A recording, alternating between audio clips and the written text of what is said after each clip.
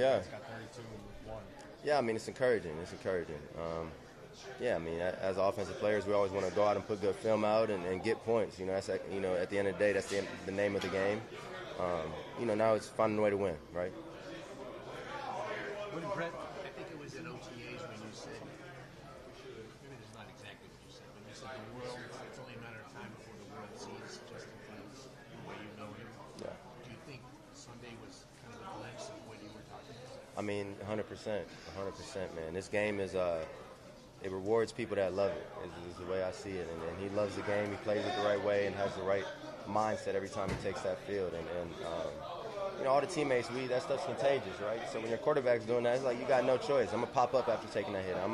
Whatever it may be, because you see him do it. So he's not done yet. We not done yet, and we're all excited for the opportunities we have to go show the world what we can do. What impressed you most about what he did the other day? Because he looked like he was really running the operation. Yeah. Really smooth. Just how fast he was getting through everything. It's a lot that we're asked of in this offense, especially him. And with that, there's it's because it can be really effective once we get it right. And with that, there's going to be a learning curve, and just how fast he's picking it up, and then creating the plays after off script and staying alive, stuff like that. For receivers is like a dream. All of a sudden you just running routes, and you get to break off and play street ball a little bit, and it's open. So, yeah, man, we're all excited, and those are some of the things I was most surprised to see from him. When you say how he's getting through it, you mean during the course of a play? Yeah, just his progression, stuff like that, just knowing all the stuff we have in and all the reads, all the stuff that we hear in the meeting room, getting talked to him, not to us. He's just operating, man, and getting through that stuff on a live Sunday was impressive for the first week. Garrett, he's taken a lot of hits, ups and downs in his NFL career. And as a friend, former teammate, and current teammate now, does that fire you up when he comes out like this and, he has a game that makes a statement, really? Yeah, man. I mean, when those hits you're referring to all throughout his career, I've been watching some of the hits he'd take, and some of those weren't as deserving as people thought they were at those times, right? And that's the game we play. People try and do stuff like that, but the reality of it is, this is a new opportunity, a new team, just a fresh slate, right? And we have some good chemistry here. I mean, all of us here. We built something special since March, since April. So I don't think there's anything. I don't want to make it bigger than what it is. It's just playing good ball, and that's what Jay Fields does. Man, he's a baller. What have you learned about Tanner? What do you like about how he operates? I like his mindset, man. I'm a simple guy when it comes to the OCs. I get along with Tanner real well, and it's just because of his love for the game and his demeanor every day. He's the same person every day. He has a standard that he expects out of us, and he's not going to wane on it. It doesn't matter who he's talking to. It doesn't matter, who the guy is. He has something that he expects, and being someone that's been around, a few coordinators, I can respect the way he goes about his business, and from that point on, it's on us to go out and execute, which we want to do, so that guys like that can stay around, man, because he's great at what he does, and we've had a good time getting to build this relationship over the last few months. Garrett, what's it like for you on the second play with the quarterback, meaning that when the play breaks down and it gets a little more street yards, your background with him at Ohio State and then here, what is that wavelength like between the two of you on the second play? Yeah, I mean, I was good at it at Ohio State. We really worked at it, knowing what our quarterbacks could do. It was something that we really honed in on at Ohio State, and I felt like we made some plays at timely times at Ohio State where it was him making plays with our legs and us receivers knowing what to do, just knowing what to do based on where he was on the field, scrambling wise. And these last few years, I've maybe gotten away from it, but we're right back to it. So Tanner, once again, we drill that, talk about it once a week, knowing where your spots are, and it's a whole game within the game. Like, we have designated spots we have to be at. It's not truly street ball. When I say that, that's like the young me talking. No, the reality of it is we have a whole operation and plan that we got to be on when he does scramble, and the opportunities are there. Like, if you get those opportunities, you want to take advantage, because those can be big plays. You go back and look at any of that stuff recently? Yeah, man. You got to. I mean, when he's making plays like that, I didn't do a great job of it this past week. And you got to have your stamina up for that too. That's another thing, right? That's a long play all of a sudden, but knowing the beauty in the end, like, it can be a touchdown. We can get off the field right here, right? So yeah, we're gonna drill that this week, and be better on Sunday about it, for sure. Just you've gone back and watched the Ohio State stuff. Oh, the Ohio State stuff. Yeah. No, from this past week. No, I got you. I haven't. Were you all curious to see how Aaron was this week after the first game, after the first loss? How he was? Yeah, how the head coach What you mean? Like just like his how his reacted? how? It was your first time through the process with him through a regular season game and everything. Just coming in, how he presented the loss to the team. Oh, Coach Glenn. I got you, my brother. Not the other Aaron. I got you. Yeah, man. We don't. AG, man.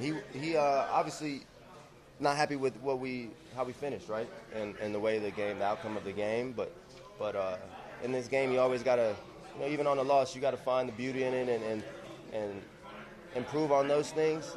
The things you didn't do right, you gotta eliminate them, even on a win, right? And sometimes that win can be a false sense of we're good. No. Those same things showing up, whether we would have won that game or lost, right? But it's just, and we all know that stuff. It's like for us, it's like how can we be that much better down the stretch, 100%, and clean up some of these penalties that give them life or keep them on the field, stuff like that, man. The things that as players we know we messed up on, but we got opportunity to fix it. How does it sit with the locker room with you as a leader and a captain about what happened with Gibson?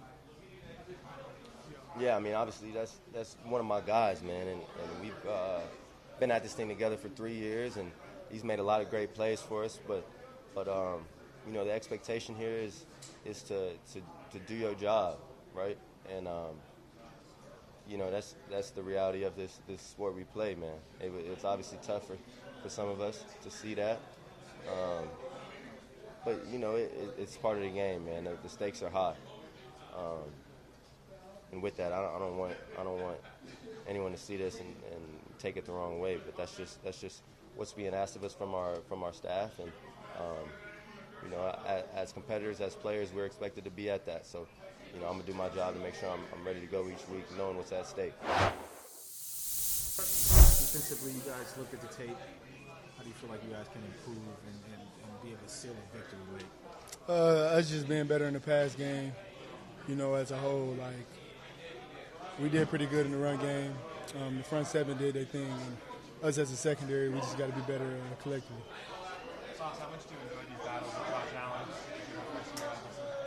Allen? I mean, it's always a battle. I mean, obviously, I don't really enjoy it. You never, as a corner, you never really enjoy playing against like running quarterbacks or quarterbacks that's capable of using their legs and stuff like that. So, I'm looking forward to it. I know he's a competitor. He's a guy. So, we are very aware of that, for sure. When to take off, when you think he's going to run versus staying sticky and covering in case he stops and throws it. No, that don't got nothing to do with me. Like, if I got my man, I got my man. Like, because I know he's capable of doing some crazy things. Like, when he's scrambling, he can throw across his body and throw the ball 50, 60 yards or further. So it's like, we just got to be disciplined in coverage, and trust like the front seven to do their thing like they did last week. Challenge does the Buffalo front seven present as far as being against them? Been together for a while. Very disciplined, very sound. I feel like they have more of a light bend but don't break style of defense. So, it's not going to be a lot of, too much of them making mistakes and you getting chunk plays, kind of just like methodical. Whoever's going to be the most disciplined, most physical team is going to be the one to come out with the most stops or points. Did you hear Ed Oliver? You faced him a lot. Yeah, he's a game changer. That's something we're going to have to take advantage of. But, I'm sure they have some other good players over there. He's a very great player, so, I'm sure they're going to miss him. But, regardless of who's in the game, we got to still go out there and execute. What do you guys do from Encore? I mean, it was such an explosive opener, and you want to keep that standard. Mm-hmm. Did you look at the film, all you guys, and see that it was a great performance, but there were a lot of things you could improve upon? Yeah, I feel like we probably left like 10 more points out there, just off small stuff, with communication, little things like that. But offense, we have a standard, and regardless of if we go out and win 6-3 or whatever, at the end of the day, we want to go out and put our best foot forward, play with fundamentals, technique, and finish every play. So if we do that, play to our standard, I think we can live with the result. You mentioned after the game that you thought there was some miscommunication between you and some of the O-line those last two drives. You think you kind of fixed that this week? Yeah, we try to come off the field and communicate what we're seeing, and as a running back, we're just the adjuster off of what the O-line wants to do. So we try to be really adamant and letting them know, like, okay, whatever you guys are most comfortable with, just make sure y'all communicate to us, because we're going to be the human eraser for you guys. So if they send 6 guys, we're picking up the extra guy that's coming free. So I think we got one game in and we fixed what we needed to get fixed, and so we'll be fine. What did you see from Armand? He got rave reviews for his first game. And if I'm not mistaken, you didn't grow up far from him, right? From this area. Yeah, a little bit, yeah. Yeah. So what did you see? You obviously ran behind him. Yeah. Very athletic, technically sound. He's just a dog. For him to be going against probably a future Hall of Famer and to have that well of a game, first game ever, just make sure I commend him and, just keep him confident. I feel like that's a huge confidence booster going into the next week. And he's a very, level-headed, down-to-earth person. So I feel like for him, he never gets too high or too low. He just, plays the next play. So I think he'll be fine. I think when he was drafted, I think we asked him, what did the Jets get? Uh-huh. Is that kind of what you're saying? Yeah, definitely. In the run game, he moves guys out of the way. He makes it easier for me. And in the pass game, he keeps guys as far away from Justin as possible. So I feel like, if he keeps getting better every week, then the sky's the limit for him. What about the two big guys in the middle who, because unfortunately due to the injury to Elijah, with Myers and Tippmann, just massive athletic guys? Yeah. What's it like running behind them? Yeah, like I said, they make it a lot easier for me. It's just everybody's bought into our run scheme and really enjoys what we do in the run game and how our run game complements everything else we do. So for them, it's just seeing the enjoyment they have and blocking for me. And for me, it's just, repaying them for them doing their hard work. I got to go get some yards. And if they block it for 4, I got to go get 6, 7, 8, or, whatever the case may be. But, even for them, like I said, just like in the protection game, in the run game, I'm a human eraser for them. So even if they miss something or if something goes wrong, I try to do my job in making a guy miss and, at least getting us back to the line of scrimmage or getting us 2 or 3 yards so we could still stay ahead of the sticks.